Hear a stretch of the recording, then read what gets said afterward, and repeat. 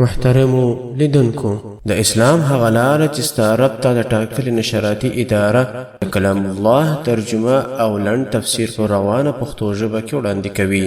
مفسر شیخ القرآن والحديث حضرت مولانا عبدالواحد واحدي دامت بركاتهم العالية. أعوذ بالله من الشيطان الرجيم. بسم الله الرحمن الرحيم. واللاتي يأتين الفاحشة من نسائكم فاستشهدوا عليهن 4 منكم، فإن شهدوا فأمسكوهن في البيوت حتى يتوفاهن الموت أو يجعل الله لهن سبيلا. واللذان يأتيانها منكم فآذوهما، فإن تابا وأصلحا فأعرضوا عنهما، إن الله كان توابا رحيما. إنما التوبة على الله للذين يعملون السوء بجهالة ثم يتوبون من قريب فأولئك يتوب الله عليهم، وكان الله عليما حكيما. وليست التوبة للذين يعملون السيئات حتى إذا حضر أحدهم الموت قال إني تبت الآن، ولا الذين يموتون وهم كفار، أولئك أعتدنا لهم عذابا أليما. صدق الله العلي العظيم. د سورة النساء د 15 آیات څخه شروع پر 18 آیات باندې ختم شو. د اول آیات چې دی چې در تواب الرحیم، دا اول 2 آیات 15 او 14 د جرابت د ما قبل سره دادي. ما قبل کستش په یاد د پرون د سبق اخرنی چې الله عز وجل لازمه حدود و قواعد دکشه شول دا گذشته کدی اتمانو په باره کې و کده میراث په باره کې ورسته عباره ورنو هر څوک چې د الله او د رسول اطاعت وکي په دغه قوانینو کې هغه به جنت ته داخل شي، او که څوک سرکشي وکي تر دا حدود الله چې کوم حدود ټاکلي سرکشي وکي او دا سرکشي هم کامل وکي، نو بیا الله تعالی ورته داخلي درمنځي حکم چې هغه مر خپل ځنی دا معلوم شو چې کامل سرکشي نه کړي، عقیده خو لري خو عمل کوي نه، هغه نو د الله په مشیت کې دی نه کې څومره دوزخ ته واچو بیا جنت ته بوتي یا وار د ورا عفو ورته وکړو مر سره تړل. نو اوس دغه د سرکشي ولای څو نمونه پیشي چې سرکشي دسی وکړه برای هغه جزای عمر سره پیشي کې دایس په خبره پوسواس دا نو ځل تر څلور شم آیات پوری چې الرجال قوامون تر هغه ځای پوری دوام کی کومه سرکشي د څلور شم آیات پوری چې راځي هغه دا چې لکه د یتیم په باره کې چې په جاهلیت کې بد رواجونه و، دا غره کم د میراث په باره کې بد رواجونه و، یتیمان به زیره ولا حق به ځنی خوري یا به میراث نور کو، د شوز په باره کې بد رواجونه په جاهلیت کې الله عز وجل د دې سره احسان وکي، دا غبد رواجو سره اخلاص کړل او دوی وسو داسي بیجنی تملا تړل ده چې د قران او د رسول استهزاء کوي یا احسان یې یو څه چاله ور سره وکړ. دغه بد رواجو څخه اخلاصي مثلا یو بد رواج دغه یو جاهل بزمړي و جوړ دی ورزخ په خور ولا که چاته ورکم زخ په نکاح ور سره کوم دغه قسمت څخه، یا چې به د مثال په تور د طبيعت خلاف کار به وکي برابر یا وجله یا به سرځنیغه چې کاوه یا به څه په کوله سزا وي ورکوله. الله عز وجل دغه رسومات او بطلان وای خپل قوانین بیانوي. وسه زه ترجمه وایم. واللاتی هغه ښځې الله پاک وایي یأتینه چې دوی راتګ کوي الفاحشة و بې حیاګلوي ته. بې حیاګلوي یې په فاحشه موږ په بې حیاګلوي ترجمه کړه، مراد د زنا ده. دغه نو د بې شرمۍ کار دی، د بې حیاګلوي کار دی. که ښځه لږ ډېر حیا ولري یا نارینه لږ ډېر حیا ولري، ولې د چا و ناموس ته لاس غځوي؟ نو دغه بیخي بې شرمي کار دی. نو فاحشه معنا بې حیاګلوي چې حیا د انسان والوزي. نو واللاتي هغه ښځې یأتینه چې دوی راتګ کوي الفاحشة د بې شرمۍ و کار ته من نسائکم ستاسې د ښځو د قسمت څخه. نسا یې و دا مسلمانانو ته مضاف کوي، ستاسې د ښځو د قسمت څخه. ستاسې ښځې نو څوک دي؟ معنا چې ستا په نکاح کې او هغه نو هم مؤمنینو، نو دا بد کار وکړي.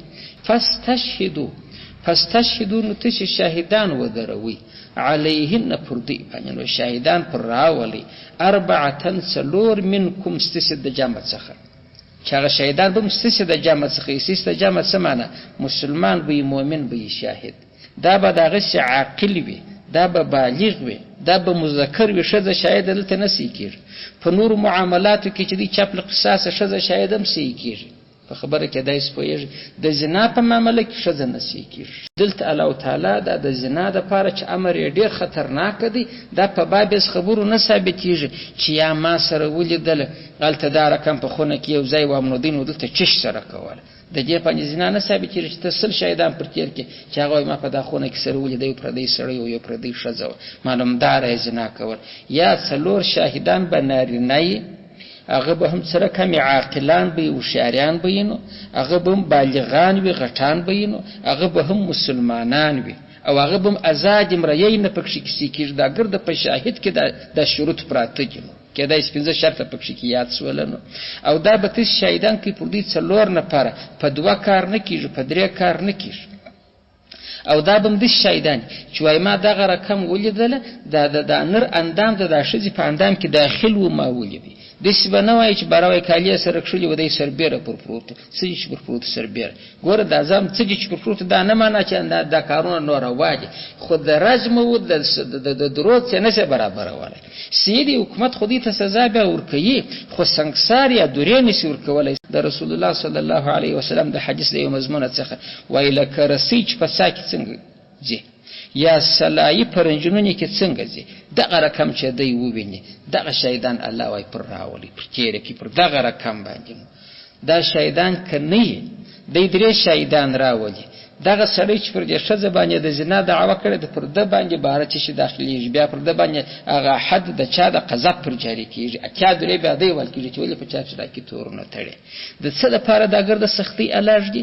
یو خو د زنا دا سزا چې بیا د وروسته سنګینه سزا ده، چې په محضر عام کې د خدای مخلوق پر راغواړي او دی دغسې درایې صدرې ځینې کاږي، یو کمیس پرتوګي چلاخې ورته کشیې، دی 100 درې وایي، نو دا خو د ګرده خاندان په شرمېږي. نو دا کار ته چې ته دی اماده کوې، لارې دغه نه سخته ده، مفت کې نسي ورته درولی. یا که چیرې دی کور والی بیا ته سنګسار ته درایې، په هغه صورت کې نو دا خو مو ته خبر نه ده چې په ډبرو یو سړی وژني. نو دا لاره د اثبات یې دونه ګرانه وټاکله چې سړی دوامه دعوه نسي کولی. زنا بیا په خپلو سترګو لیدلي، دوامه غږ ځکه نسي کولی، خو قاضي ورته راوله 4 شهیدان، دی 4 لري نه لري. نو خوله خپل پورسه غږ مه لره، د خلکو پر چا باندې د ولبېده غوږونه مه ویښوه. که قاضي در خبر شته دا دعوه کوي او په اثبات نه سره څه الټه تا وایي، تا رنګ زرده کوي، په بګرده بازار کې لیدلي چې دغه سړی و خلکو ته بد نسبتونه کوي، دغه بیا پای خپله بیا وایي. نو دا لارې دی ګرانه ورته کښېښول، کېدای شي په خبره پوه شوې. او بله دا وجه هم ده چې په دغه کار کې چې دا زنا ده، خو 2 یو نر یو ښځه دواړه لتاړ دي، نو 2 شهیدان باید د ده دپاره سي، 2 د دې بلې دپاره سي. په دغه هم 4 ورته ټاکلي دي. د 4 والي وجه یې ما درته ویل، په اسلام کې بل هېڅ یې داسې ګناه یو معامله نشته چې 4 نارینه شهیدان دي شرط. په قصاص کې که یو سړی علالیدو ته برابره یې، هلته هم شهیدان شرط، خو 2 دانې شرط، نر به یې ښځې نه پکښې کیسې کېږي. د قصاص ما سوا، د جهاد څه ما سوا، په نورو مسلو کې نو یو نر 2 ښځې هم برسې کېږي پکښې کې. دا داسې خطرناکه مسلې دي.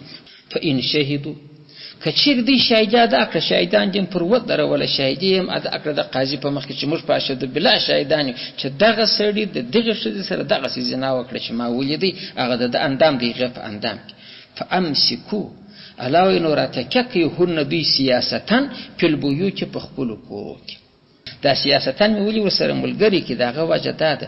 نو په خپل کور کې د ښځې راتکیه کول دا خو د میړه هسې هم حق دی، دا نو جزا سوله، ته خو میړه بیا هغه راتکیه کړې ده.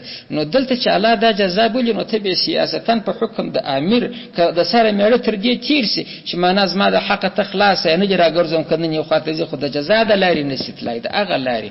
نو ته به دا نه وایې چې د دې بندېدو د هغه بندېدو نو څه فرق دی، خو یې په کور کې دننه د میړه دپاره ناسته ده. دلته چې زنا کړې ده هم ته دا سزا ورلره ورکړه په کور کې بندې که په کور کې بیا هغه بندېده، هغه یو بند جلا دی، هغه د میړه د حق د وجې دی، دا بندېده څه وجې دی، دا د ګناه د وجې دی، سیاستاً قاضي فیصله پر کړې ده. دا د صدر اسلام د هغه وخت وار د واره حکم دی. اوس نسته فامسکو تاسې راتکیه کوي هن دی په امر د قاضي سیاستاً و جزاءً فی البیوت په کورو کې او که د میړه د حق د خاطر هغه خو جلا دقیق په نکاح تړلی تر څه وخته پورې حتی تر هغه وخته یتوفا چې وفات کوي هن دی الموت و مرګ، چې مرګ ورته راځي کار یې ورخلاصي تر هغه وخته چې د کوره بیا نه وځي، چې 18 واره میړه اجازه ورته ورکړي چې پلار کره ولاړه سه حق نه لري. دا سیاستاً دلته بندي ده، دا جزاءً دلته بندي ده، در څه وخته بندي ده تر مرګ در ورځې پورې دا نشي وتای.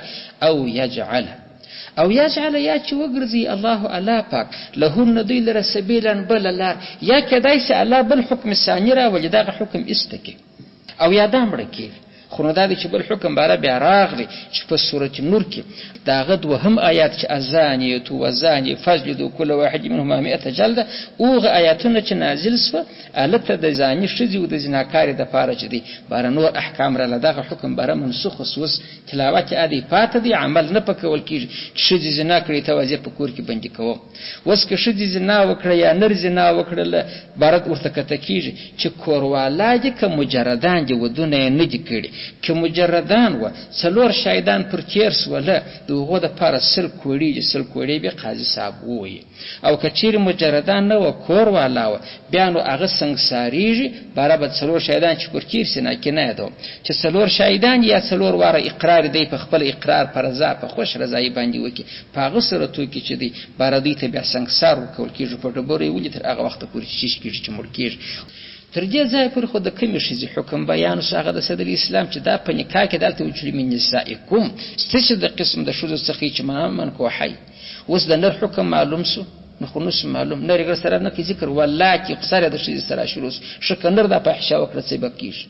او بل د هغه ښځې چې هغه واده نه لري من نسائکم معنا ستاسې د ښځو د قسمه څه نه څه معنا منکوحه مو نه یې د هغسې مجرده ښځې الله وروسته عمومي حکم بیانوي چې دا تېره هم پکښې کې داخله نور هم واللذان هغه 2 کسان واللذان هغه 2 کسان ګوره عمومي بیان یې شروع کړي چې معنا که نر وي او که ښځه، دا نر هم دغه رقم عام دی که نکاح لري که نه لري، دا ښځه هم عامه ده چې نکاح لري که نه لري. دغه 2 کسانو هر څوک چې دي یأتي یعنې چې دوی راتګ وکړي هاوه دغه فاحشې ته دا زنا ته منکم چې دا هم ستاسې د قسمه څه دغسې مؤمنان دي سمدم فآذو تاسې زیر کړئ هما دې دواړه. ګوره دغه د صدر اسلام حکم دی، دلته نسته چې یا سنګسار که یا بل که زیر یې کوي. زیرول څه معنا څونه یې زیر کړمه هغه نو د هغه وخت حکمران ته مو په وضع او په هغه وختو کې اباس په بره خلکو نیولي ورابې اوسي دغه دی پر زنا مو ټینګي چې پر زنا مو ټینګي زیرېدل نو څنګه دي ایو به د خاورو بوش ډکې پر دا مخ به په وویشتي یا بل به په پټو باندې و بل به په یو چپلاکه وویشتي بل به یو څو لغچې کاشکې باره بل په څو افسي وګرځي باره به یې لاکې دغه دا هم زیرونه باره چې به کور ته رالي باره خو لکه مروړلی چې دا رقم وي باره به دغه شی سوي نه علاوه په آذو تاسې زیر کړي هما دې دواړه. دا حکم اوس پاته دی دلته نه دي اوس اوغه دی حکم اوغه د سورة نور دی د اوغه وخت حکم دی که ته خو هغه د مخکې پلاکیر چې په کور کې باندې که هغه ښځه و چا منکوحه وه اوس عمومي حکم بیان کوي چې نکاح لري که نه لري که نر دی که ښځه د فرق نه لري بس دغه حکم دی فآذو تاسې زیر کړي هما دې دواړه ازي ورلره ورکړي په تکلیف کې. فإن تابا کدی توبه وکړه دغه 2 نفرو چې دا زنا کړې ده و اصلح توبه سمانه پر تیر کار پښیمانه شو چې یاره دا څه غلطي راڅه سوې ده و اصلح او دې د ځان اصلاح وکړه د ځان اصلاح دا د په آینده کې باره دا کار ته رجوع نه کول دا زه نه کول. فاعرضوا تاسې مخ واړوي عنهما د دې څه بلا نور بیا مه زیروئ.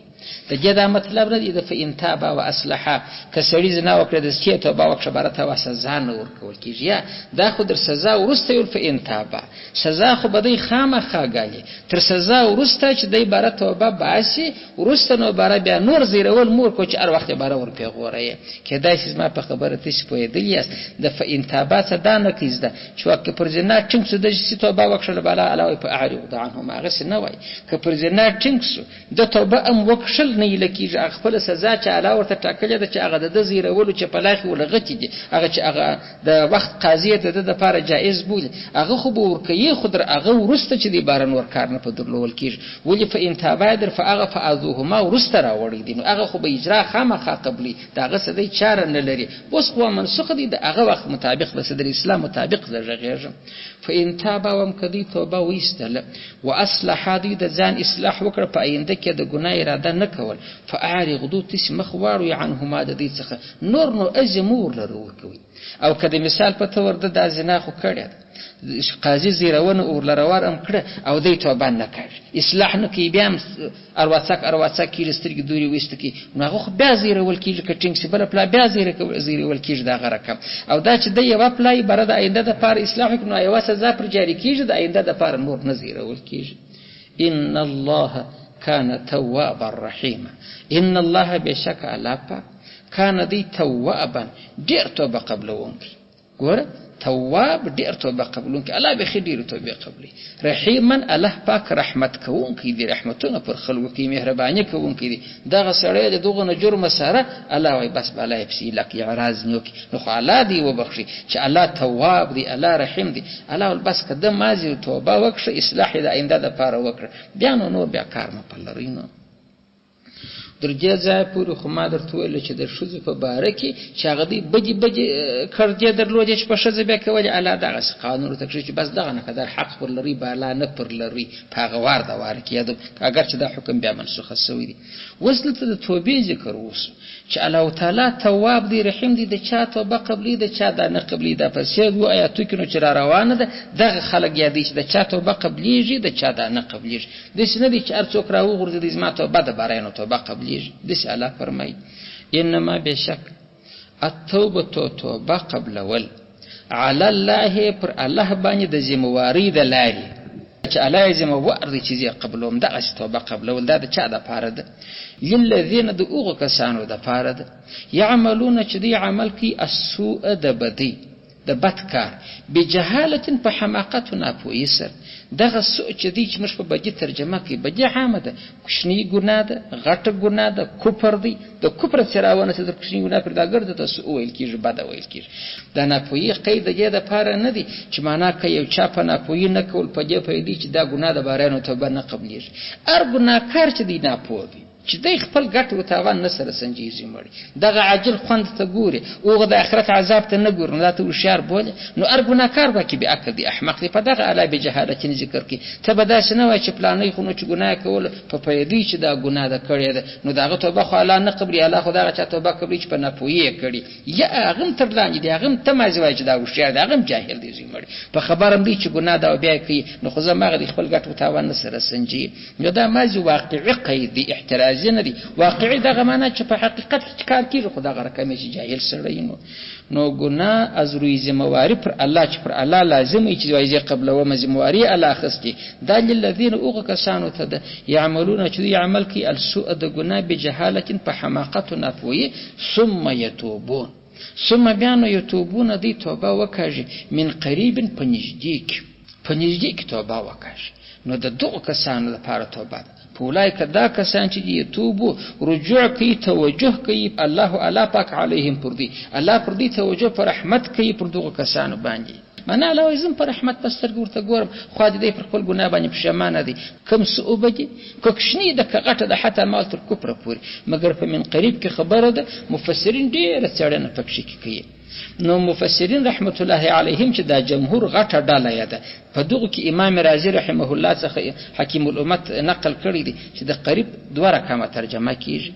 قریب دغه ته هم ویل کېږي چې د انسان د ژوند څه تمه وکړي. قریب دغه ترجمه مه کوه چې ګناه یې وکړه 1 ساعت 2 ساعته بعد، یا قریب دغه د تر مرګ را د مخه دوه حالته دي تر مرګ را د مخه دوه حالته. یو حال دا دی انسان دغه نه کمزوري سو چې دی په زړه کې پوهېږي چې نو که میاشت ژوندی وي که هفته بالا ولا که د ژوند څکه وکړي شته به بیا کاروبار کوي یا به دوکان ته وځي. دا هم قریب دی. دې ته حالت وایي د یأس، نا امیدی. د ژوند د امید نور ختلی دی، دا د نا امیدی حالت دی. وجه ته قریب وایي. مګر و تر اوسه پورې د عالم آخرت یا د عالم برزخ شیان لیدلي دي. عزرائیل لیدلی دی. د عزرائیل سره چې کوم جرګه ملک ورځي هغه تر سترګو سوي دي نیجه سوي. بل هغه حالت چې دغه مریضي بیا دغه نه قدر سي چې قرار او دی په خپل سترګو چې عزرائیل رالی هغه د ملائکه ور سره دي. د عزرائیل سره یا سپینې ملکی ور سره کدی نیک بختو یا توري ملائکه ور سره کدی بدبختو. دغه د مړی ووینینو ما نه کجاله او تعالی وبخښ عالم. نو هغه چې وفات کېدی زه خو کښنی وم. نو ازما والد صاحب څنور خلک ناس و د دې فکر دا چې د ازمر سره خبرې کوي دغه بر د میلمنو تجر چای وروي شي د میلمنو عزت وکي دی ول میلمنه کوم چې چراله خو سم خبره ده. هغه په دغه غړي کې بر دا کلمه وویل نو بر رخصت سو. دلته د جزا اشرف علي ثانوي رحمه الله دغه د عالم اخرت شیان چې د ولیدل دا نو بیا د بأس حالت دی. یو یأس دا د اصطلاح د پرکشل د نا امیدی حالت ژوند د تامه خطجه د مگر د اخرت و د برزخ شیان نه جلیدل. بل بیا د بأس دی. بأس نو هغه اخرت تکلیف دی چې ګر سره سم دم دی مرګ سره لاس وګری وانج. بل دغه حالت دی. په دغه من قریب کې چې دی هغه د یأس حالت مراد دی. تر دغه وخت پورې چې دی توبه وکړي من قریب دا د یأس په حالت کې او د بأس په حالت کې نه توبه قبلېږي په هغه ځای کې چې دی نه د کافر د کفر څخه ایمان قبلېږي. کته بابا که یو سړی نن ګناه وکړه 40 کاله بعد دغه حالت پرال دا اوس من قریب دی وانغو را روان ګرځ قریب دی. قیامت څه وخت راځي علاوه قریب دی خو را روان دی چې در څه تیر سو چې یو منټ کېږي بعید دی. ولی بیا په سترګو ولا کوي چې ساعت بیا راګرځي نه راګرځي نو کوي کلی دی چې تیر سو یا یو منټ تیر سو یا زر کاله تیر سو بیا نه راګرځي چې را روان دی. کدی دی کې بعد راځي کسل کاله بعد خو راځي را روان دی قریب دی. نو د قریب څخه دغه حالت د نا امیدی مراد دی چې د ژوند د تمه ختلې ده خو د عالم اخرت شیان تر سترګو سوي نه دي. تر دغه وخت پورې معنا د قرب حالت راځي. معنا دغه د یأس تر حالت پورې د بأس حالت ته نه دی رسیدلی. په اولایک دا کسان چې دي توبو توجه رجوع کوي الله پاک علیهم پر دې پر رحمت وکأن الله علیما حکیما. وکانه دی الله پاک علیم ډیر خبردار. الله وایزنه وس په یې رجا توبه د زړه د اخلاص د کلم روی توبه ده. دغه ما تر عمل مرده علیم په دغه ذکر کې چې د زړه د اخلاص توبه مجیدو او حکیم الله حکمت والا دی رازدان دی. ځینې کسان د زړه د اخلاص توبه نه کوي پر خله توبه ده. په توبه هم خبرم چې د زړه د اخلاص او لا کاږه مزي پر جبه باندې ده. الله وینه خو دغه ور دي چې د الف صرف هم ځکه چې خلوی ټک سره چاودلی وای مګر الله وایي زه حکمت والا هم دا کار نه کوم. کدا اسم په ترجمه متوجه است. وکانه دی الله الا علیما خبردار په توبه چې د زړه د اخلاص ده یا نه ده. حکیما حکمت والا دی په هغه چا کې چې هغه د زړه د اخلاص نه ده په خله توبه وای الله عز جزاء نور کو پر دې دنیا خلکو ته نه رسوا کوم. دا بیا زما حکمت الله پاک وای. نو دا هغه کسان درته ذکر کړ چې توبه قبلېږي. د کومه کار چې توبه قبلېږي ام د ګناه څخه ام د کفر څخه تر دغه وخت پورې چې د بأس حالت نه دی رسیدلی. ملائکه نه دي در سترګو سوي. کته نو د فرعون ته بم قبل سوي چلته په غرو نیل کې چې دی غرقېدی. الته خود جبرائیل ولدي خود چې لا اله الا الله وسلت امنت برب موسی د دریاب د بیخسلو شراوخ په خله کې ورتختکړي ول الان اوس چې زګي ولې د مته توبه کوي چې سر خلاص دا خو برجه د سودا سولنه. نو ګوره د فرعون دا ولې نسو قبول هغه خو د بأس په حالت کې وکړي کېده یا اس په حالت کې وکړي یا هغه د بأس خو جبرائیل سره سلام دم هغه په سترګو لیدي د علامه ملک یو چې اجراله د قوم غر کاوه برباد اوه پس هغه داله بیانې چې توبه نه قبلېږي. وليست نست التوبه توبه للذین هغه کسانو د پاره يعملون چې دوی عمل کوي السیئات د بدی.